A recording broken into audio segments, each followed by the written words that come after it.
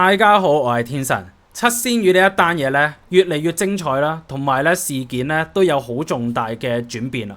因為七仙羽呢，佢嘅動作越嚟越多，而呢一啲動作呢都證實咗呢我哋之前嘅一啲懷疑。既然呢話七仙羽你報警話有人恐嚇你係嘛，仲話字句內包含血光點點點、江湖點點點等嘅威脅字眼啊，又有人不斷造謠誹謗攻擊你，係咯，你啱噶嘛？咁點解你要收埋你個網頁啊？依家成個網頁咧就俾你收埋咗喎，你做乜嘢擺翻出嚟啊？你係啱噶嘛，係咪啊？喂，你中醫啊、博士啊嗰啲資歷要俾人睇噶嘛？你行得正企得正，你做乜嘢收埋個網頁咧？不過唔緊要啊，我當你咧真係想更新下你個網頁啦，係嘛？喂，唔驚噶，七仙羽，你就算咧你唔 recover 翻你個網頁咧都冇問題噶。點解啊？因為原來咧網上面所有嘢咧都係可以 back up 噶，而呢一啲 back up 咧個歷史咧可以去到咧好多年前噶。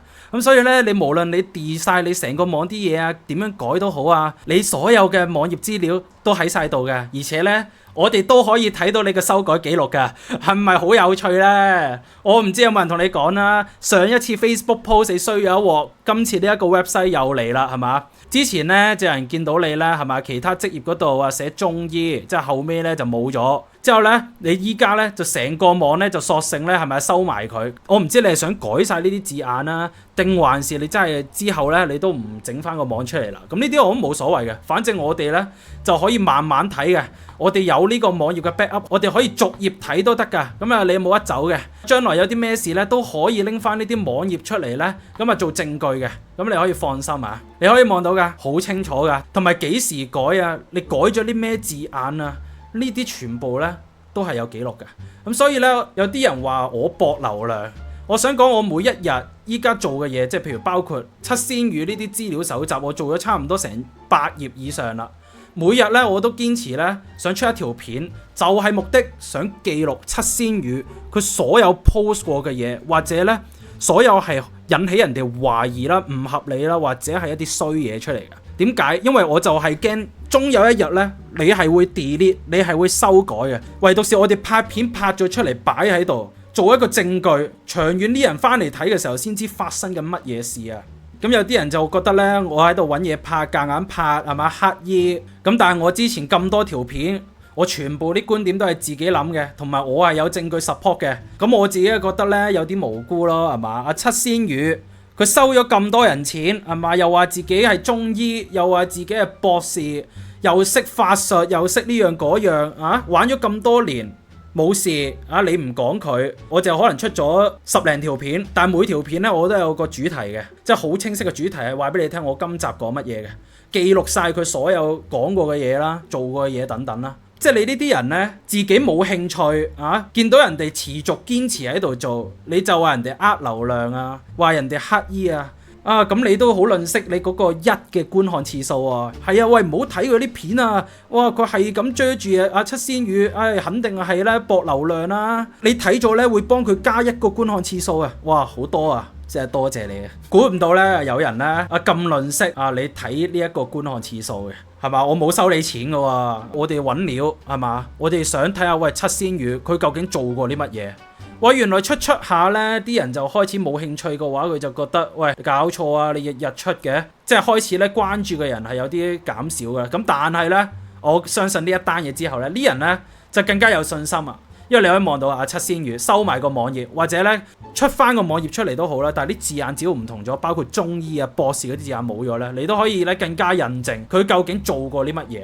係啦，咁如果你想支持我咧，咁記得訂閱啦，同埋咧留言。我覺得最重要咧，留言話俾我聽，你係支持我做呢一樣嘢嘅。咁你可以咧俾到一個肯定同埋信心我咯。我自己都收過咧，有個觀眾 DM 我喺 IG， 係啊，大家可以 follow 埋我 IG。咁佢就話：哇，好多謝你咧 keep 住講啊！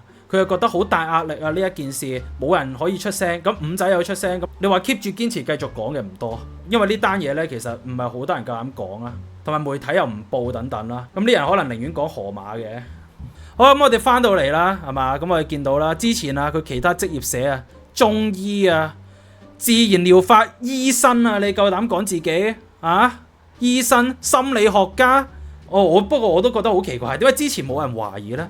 佢乜叉都識喎，講到自己，你唔係啊嘛？你吹到咁大，仲要甚至乎我揾到咧呢一個2021年呢個中醫生活嘅 page， 佢 feature 咗七仙魚，我都幾大膽嘅呢個 page。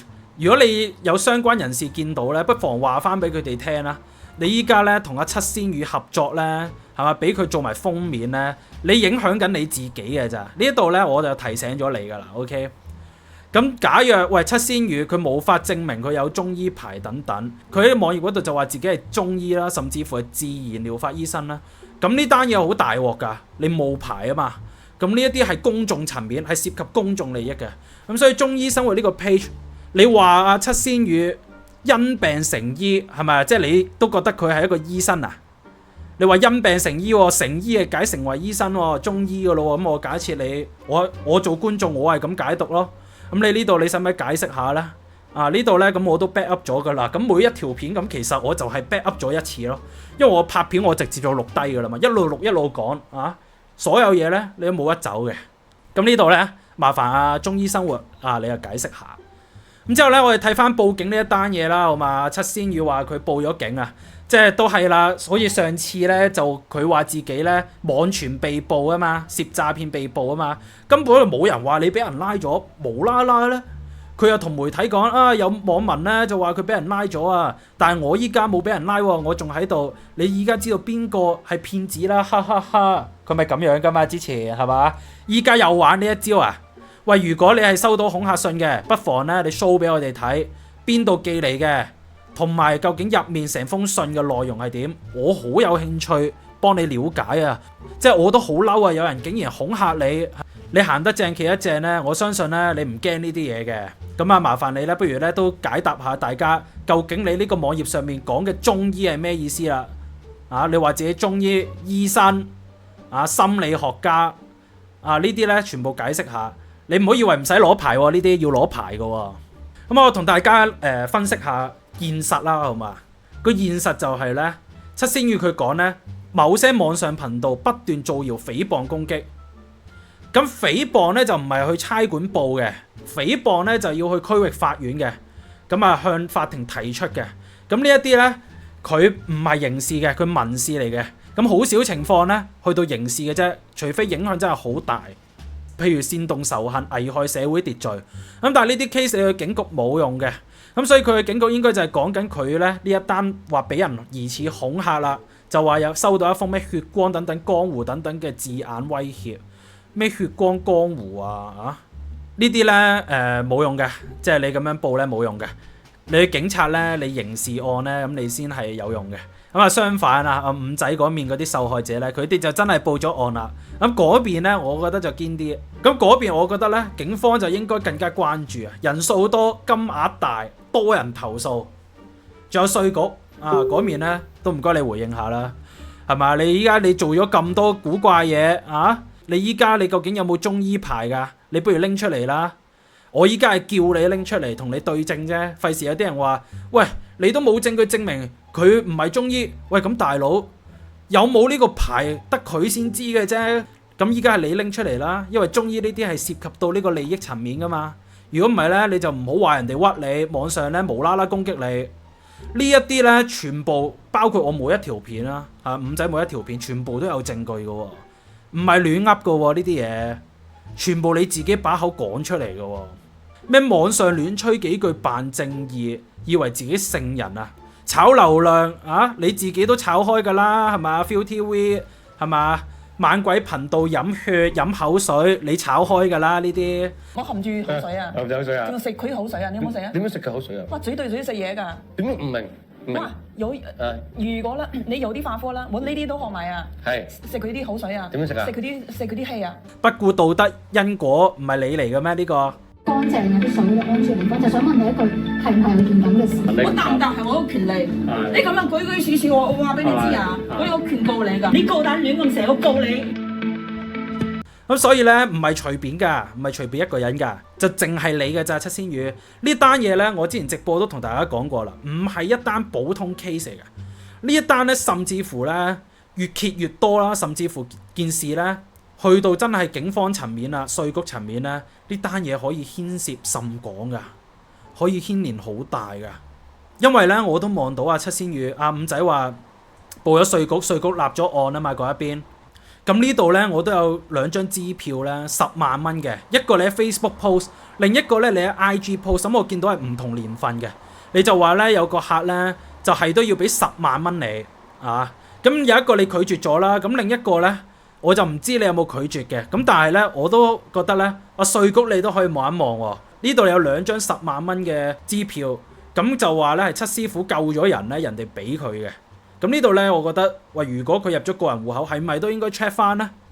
咁呢一啲位咧，我覺得冇得走啦，因為係喺佢自己個社交媒體 post 出嚟嘅。咁呢一度咧，絕對要查一查嘅。今晚唔多啊，咁但係咧都係其中一啲線索啊嘛。所以咧，去到最尾啊，大家見到咧，佢熄咗個網。我覺得咧，最主要係佢呢個網咧太多漏洞啦，係嘛？之前我講嗰啲修改預言啊，話你預言咧，你吹到自己100%準啊！又幫呢人做呢樣做嗰樣，咁嗰啲其實我覺得都好事少。但係呢個中醫同埋自然療法醫生、心理學家呢一啲職業，你如果冒認，如果有人證明到你真係咧報稱呢一啲職業，而且提供過服務咧，呢啲係好大鑊㗎。因為我都唔係幾相信你一個人你做到咁多個職業，有心理學家，有中醫，有催眠師，有自然療法醫生，有作家，有記者，有填詞，有風水師，專欄作家、慈善家、藝人，你究竟邊範嘅？之後咧仲有個宗教博士。好，今集嚟到呢一度啊，支持我嘅，我覺得留言啦，話俾我聽你係想聽，同埋咧你係希望我繼續做。不過我點都係會繼續噶啦，因為我知道有啲觀眾咧，佢係好想聽。即係覺得真係幫到佢嘅，即係無論咧對件事嘅作用都好啦，但係咧佢聽咗覺得係有人幫佢講咗嘢，咁我會繼續咯。咁呢個先係我嘅目的啊嘛。咁咧 YouTube 就唔係我正職嚟㗎啦，老實講。